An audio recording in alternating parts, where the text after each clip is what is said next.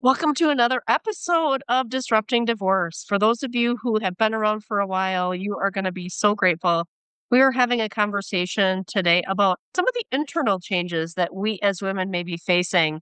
And we not only have a lot going on as we're going through divorce, but there may be some internal changes as well. So I am so excited to be able to have Dyna Vink with us. She is an integrated health practitioner, and we're going to be talking about perimenopause, menopause, you know, all those fun topics that none of us want to admit are probably happening. So, Dinah, I want to thank you so much for joining me today. Hey, Rhonda, I'm so glad to be here. Thanks for having me. So, we will, of course, include all of your amazing contact information in the show notes, but I want to dive into it. So, I know that you aren't only working with women that are going through divorce. However, when we think about women that are going through the divorce process, how does the information that you're sharing have an opportunity to disrupt the divorce process? And what I mean by that is make it better. Yeah, it's such a good question. And it even happened to me. So it's personal, but it's part of the reason why I want to be helping other women. So the sad fact is that at the time that marital problems happen is also about the time when women enter this transition phase, it's perimenopause. So there's a lot going on in biochemical changes in the body, and that can cause stress on any relationship. And it can also cause women to wonder just what the heck is going on, right? They can say, I don't know my body anymore. Here I am. I'm 40 or 45 or 50 years old. You'd think I'd know my body by now, but it's delivering all these mysterious symptoms all the time. And the timing is unfortunate, but it's usually coinciding with some kind of marital shift. Yeah, absolutely. And I'm so glad we're having this conversation today because I do think it is one of the things where, for whatever reason, we just don't really talk about it. And I look back at my history. My mom actually had a hysterectomy in her 40s. I never saw her go through menopause. I am in my mid 40s and I'm starting to experience some hot flashes and all that. I'm like, what the actual? I'm like always cold, and now I'm not always cold anymore. And so it's getting some of these things dialed in. And then you think about adding on to, the relationship changes, and they do end up going through divorce and getting back into the dating. Like there's just so many things to unpack here. But I really want to talk about kind of what is going on, kind of maybe the key four things that are going on as people are experiencing perimenopause. And then also, I'm all about practical, right? So, like, what are some practical things that women can do to be able to do that? And what are some of the misperceptions out there as well? So, let's talk about the things that might be going on. But I know there's a couple that you want to highlight. So, let's talk about hormonal chaos. What does that actually mean? Well, as you enter perimenopause, what is happening is that there's a shift in the hormone excretion creation. That's one thing. But what's probably more important is that the ratio between them starts to shift. So that's what causes the hot flashes and the discord. It can cause a lot of heavy bleeding. There are a lot of things that can happen. The anxiety can suddenly become a big issue. You can become forgetful. So all these things are all tied with this hormonal chaos that's going on. So the challenge is to figure out what to do about that. And some women might take HRT, which could be a lifesaver for a lot of women. But the women that I see have tried that and it's not enough, right? It's not a silver bullet. It doesn't take care of some of these other things that could also be going on. So there's something to do with this hormonal chaos. You can address it, but you have to know how to. And some of the tests that are offered through traditional medicine don't measure that because it's cyclical, it's very difficult to get a handle on it. And also because these tests are meant to identify disease rather than Mm, wellness, right? So they're testing for sickness. And perimenopause, it's not a sickness. We're not sick, right? It's a biological change and it's totally normal, except that it's a challenge to figure out just what's going on. So that first one is a biggie. yeah, absolutely. Well, and I know one of the other kind of changes that women might be experiencing also is metabolic changes. So talk to us a little bit about that. So metabolic changes in a slowdown, and that means that it's usually driven by sleep, and then you end up not getting the kind of what we'd call maintenance that happens at night when you sleep. So when you're sleeping, your body is busy cleaning things up and taking the toxic material and the debris that digested everything and used everything and excreting it. But it can only do that when you're asleep and when you're in a particular type of sleep, in REM sleep. So if you're not getting REM sleep, then all this isn't happening. And that can cause more metabolic issues like cortisol, which is the stress hormone. And when more of this cortisol is being produced, then it puts you in this stressful situation, but you don't have all the nutrients that you need because all the digestion and everything is not going through. So, what tends to happen with this cortisol in your body, it's a signal to eat. Usually sugary carbs is what the craving is, you know? Oh, So think of that breakfast sandwich or the pastry or something. I mean, that's exactly what you should not be eating, and that's what the craving says, "Eat this." So that combined with not enough sleep and probably not enough exercise, it all ends up turning into unwanted weight.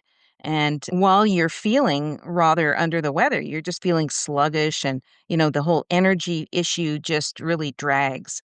So that can be a really significant problem. And getting more sleep is super helpful. Having different kinds of exercise. So if you have weight bearing exercise, so weightlifting is super good for not only for this issue, but also to prevent osteoporosis. And then, watching the kinds of things that you eat. So lots of things to do there. so let's talk about sleep for just a minute because I know that a lot of the women that I work with, I'm getting emails at 3 a.m. And while I'm sleeping and not responding to them, they're awake. Right. And so I don't know if the reason is, hey, I'm going through divorce and I can't turn my brain off, or I'm starting to go through menopause, or both of them. And at the end of the day, it probably doesn't necessarily matter the reason. The bottom line is women need to make a concerted effort to get more sleep, whether it's building in a routine or allowing themselves to take a nap or whatever if they need to. Yeah, and from a sleep hygiene perspective, there are lots of things that you can do. Sleeping in a darkened room that's cool, so down 68 degrees or something even cooler, that can make a big difference. Having moisture absorbing sheets and sleepwear can really make a difference, maybe bamboo or something like that. And also, not drinking or eating several hours before sleep can make a huge difference. So you want to leave 2 to 4 hours of not consuming before going to bed can make a big difference. And also limiting screens. So at least 1 hour before going to bed, shut off screens because that blue light can be very stimulating to the brain. So there are some things that women can do to ensure that they get better sleep. Yeah, absolutely. And it is all about part of self-care, right? I mean, Yeah. the sleep conversation is something that I've been having with clients since I started my business 11 years ago, which was like, this is just such an important part, right? Yeah. Because if they're showing up to meetings or conversations or need to work on certain things, right? We need to make sure that we are showing up as our best self because this situation is already stressful. And then you add in, the hormonal imbalances and all the other things that are going on. It's like, holy cow. And kind of along those lines, I know one of the other things that you mentioned, and it kind of ties in to this conversation, is brain fog. And Mm. I know it's something that, gosh, is it hard? Because the women will say, this is not me. Oh my gosh, I can't think clearly. Like I've got. So let's talk a little bit about that. Yeah, brain fog, it can be very embarrassing, particularly if the women are working, right? Because then they're on display and they're being judged by their peers and by teams and by whoever's out there. So there are some neuro changes that are happening in the brain. So estrogen has got receptors all over the body. Estrogen is not just a reproductive hormone. So it's the receptors in the brain that are getting messed up and that are causing some of this brain fog. And what can be done is to avoid certain food choices.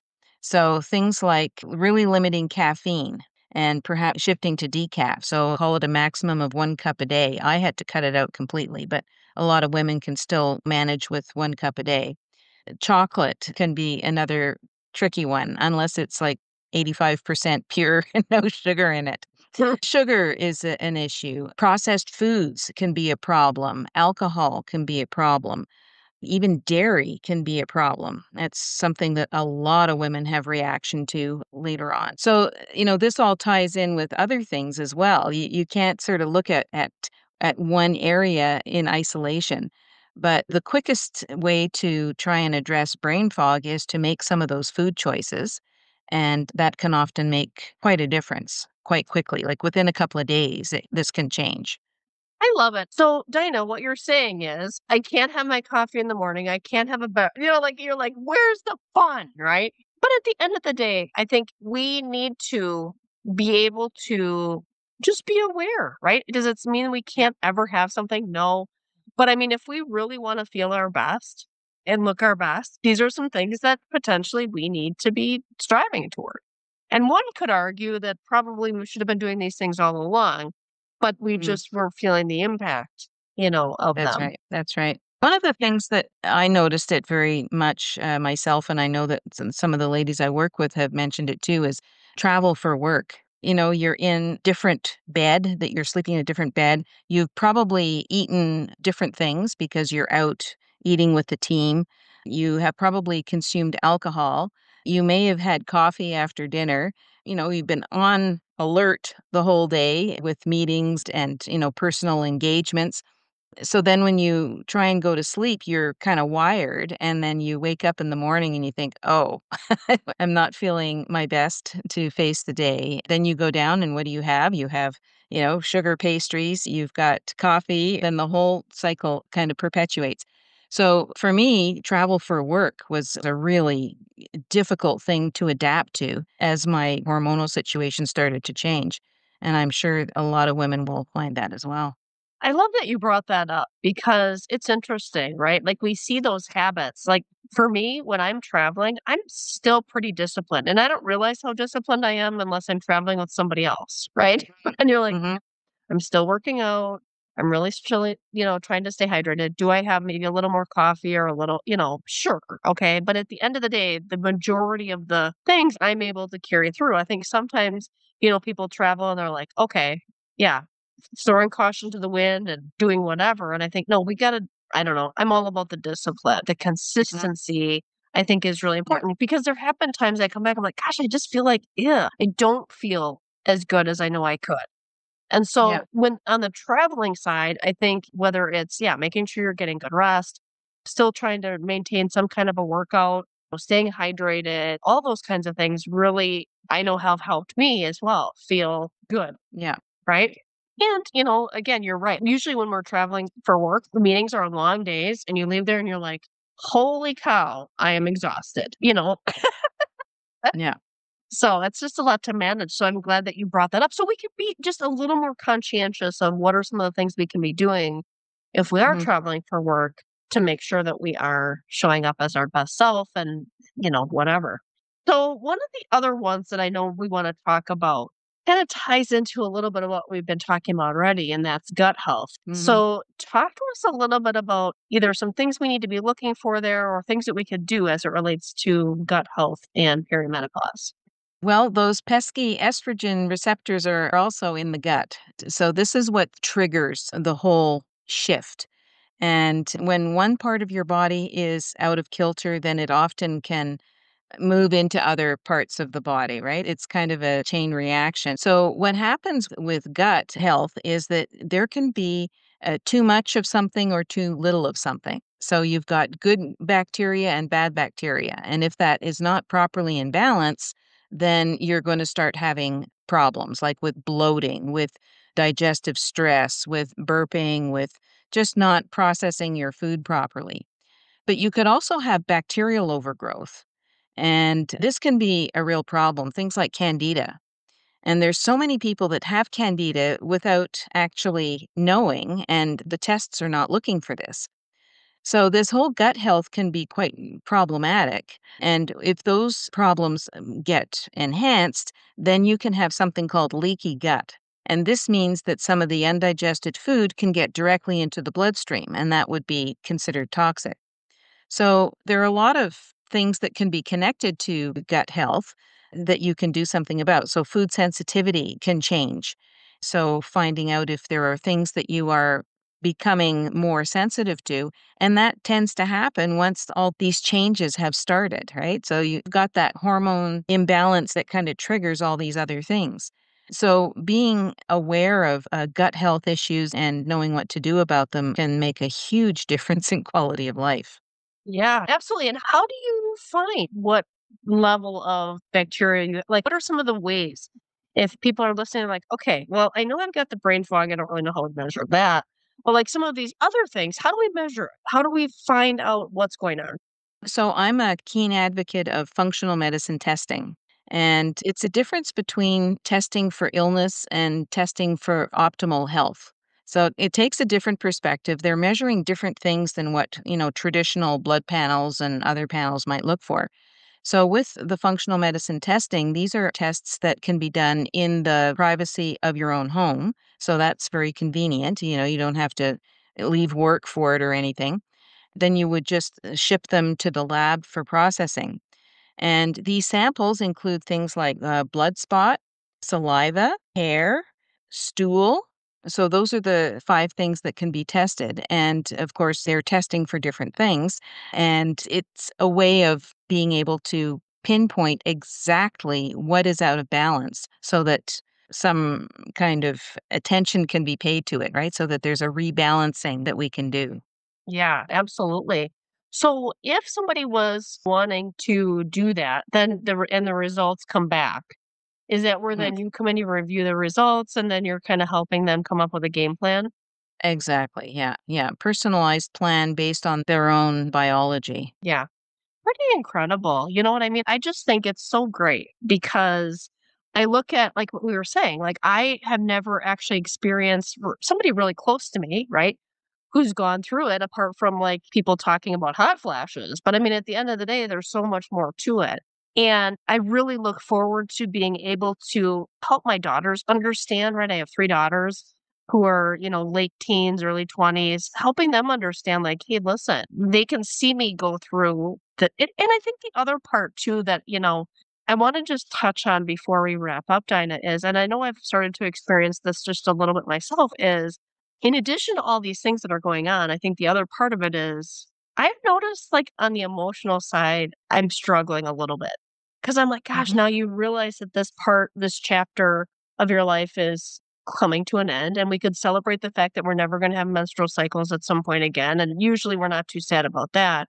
But we're sad about the fact that like that chapter has closed. And I'm like, gosh, I'm having a hard time with the acceptance of that a little bit. So talk Mm. to us just maybe a little bit about that. Well, sadness, it can be combined with anxiety, where you are anxious about things that perhaps you were never anxious about before. So there's this sort of heightened emotional awareness. Some women find that they get sadder faster. So someone dies that they don't even know and they're in tears, right? And the kind of response that can be very difficult for women, especially if they're out in public and, it's normally expected for people to burst into tears. But, this is, part of that, estrogen progesterone is a big piece of that balance of the hormones, and the progesterone is generally a very calming agent for the body, and when that is in depletion, which is often the case, then you get some of these emotional reactions. So, being able to, pinpoint whether the hormones are in proper balance or not can deliver all kinds of benefits that perhaps you didn't even realize was a big issue. It kind of creeps up on you slowly. And Yeah. when you feel better, that you go, wow, I'm not feeling quite so fragile anymore. And that's, of course, a very good outcome. Yeah, absolutely. I mean, hormones, holy cow, do they play a big role or what, right? Like at the end of the Mm, day, yeah, they definitely do. And, I think we've experienced those hormonal imbalances throughout, different periods of our life, right? Whether it's that time of the month, whether it's we're having children, whatever. But this is a different phase of it. And again, I love it that we are starting to shed a light on this aspect because I feel like for so often, for so long, right? It was just kind of like something that people just dealt with. You just deal with it. You just fan yourself through the hot flash, you stick your head in the freezer, you step outside. I mean, like, really, like, we weren't addressing the actual systemic, right, wellness. We were just dealing yeah, with the symptoms. exactly. Yeah, and that's what, unfortunately, traditional medicine will usually do for you. So, traditional medicine will prescribe HRT, which is, I think, good. But there's also not a very good understanding of how to do that because there are different choices and different doses, and that's not always done with a lot of knowledge.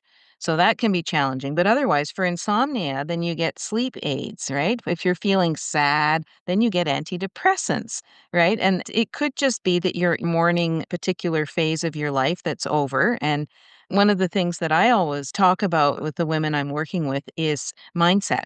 And when you're coming out of a marriage, when you've got this life changing thing happening called perimenopause, it's a perfect opportunity to be taking some control of that with mindset and to be telling yourself, I'm okay, I'm doing a good job, this is normal, right? Some challenges that I'm having will pass.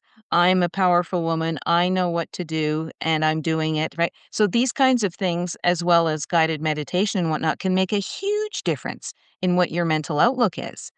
Yeah, And if you start telling yourself these things, that means that you're not telling yourself some of the bad things, right? Because you can only tell yourself one thing at a time. And it's a wonderful opportunity to start thinking about yourself and prioritizing yourself. And for many women, that's the first time that they do that. You know, yeah, they've been so busy with family, with career, with, everybody else's issues that they sort of fall to the bottom of the list.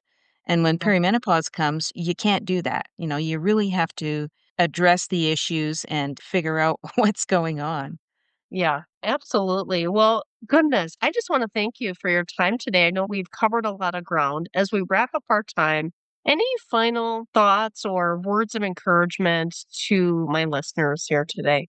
Yes, well, you're not alone. There's so many women that are going through this, and it's wonderful that we're having this talk about it to shed some light on this area because it should not be taboo. This is normal. This is not sickness. This is just how bodies work. And figuring that out is excellent. And I offer a free discovery call if women want to contact me to find out if they're a good fit for functional medicine testing and to talk about perimenopause. So I offer that free. Awesome. Well, we will go ahead and make sure that we include that link in the show notes. I want to thank you for that generous offer. And thanks for spending some time with me today. This was really enlightening and helpful. And I know that this conversation is really going to be inspirational to a lot of women. So thank you so much for your time today. It's my pleasure. Thanks for having me.